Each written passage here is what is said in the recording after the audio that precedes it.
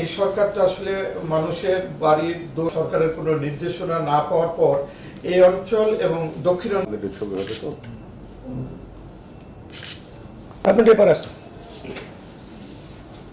আসলে এই রাজশাহী অঞ্চল তথা দক্ষিণ অঞ্চলের সমস্ত মানুষ চিকিৎসা সেবা নেওয়ার জন্য রাজশাহীতে আসে। চিকিৎসা সেবা যখন সরকারি হাসপাতালে না পায় তখন কিন্তু ক্লিনিক প্যাথোলজিগুলিতে চিকিৎসার জন্য যায়। হঠাৎ করে আমরা দেখছি কোনো আলাপ আলোচনা বা সরকারের কোনো নির্দেশনা না থাকার পরেও 1500 টাকা করে আপনার ডাক্তাররা ফি নিচ্ছে। এই ফি 1500 টাকা দেওয়ার মতো আমাদের এই অঞ্চলের মানে অধিকাংশ মানুষের নেই।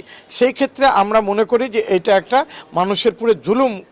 এবং আপনারা জানেন যে শুধু ফি না, এখানে রীতিমতো কিন্তু আপনার চিকিৎসকরা যে ধরনের আপনার পরীক্ষা নিরীক্ষার জন্য তালিকা দেয়, সেখানে একটা সাধারণ মনে করেন মানুষ তার আয়ের সঙ্গে সংগতি রেখে যে মানুষের মৌলিক অধিকার চিকিৎসা ব্যবস্থা সেটা করবার মতো কোনো মনে করেন তার ক্ষমতা নেই।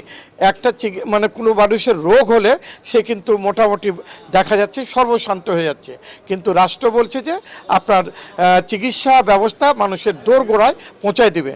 তা আমি মনে করি যে এটা একটা সরকারকে মনে করেন নাজুক অবস্থায় ফেলার একটা চক্রান্ত মাত্র। এই চিকিৎসক যারা এই ধরনের আলাপ আলোচনা না করে যারা ফি বাড়িয়েছে তাদের বিরুদ্ধে মানবাধিকার লঙ্ঘনের আইনে তাদের বিরুদ্ধে মামলা করা এবং তাদের শাস্তির আওতায় নিয়ে এসে মানুষের চিকিৎসা সেবা নিশ্চিত করার জন্য আমি সরকারের মাননীয় স্বাস্থ্যমন্ত্রীর কাছে আজকে আমরা স্মারকলিপি দিলাম।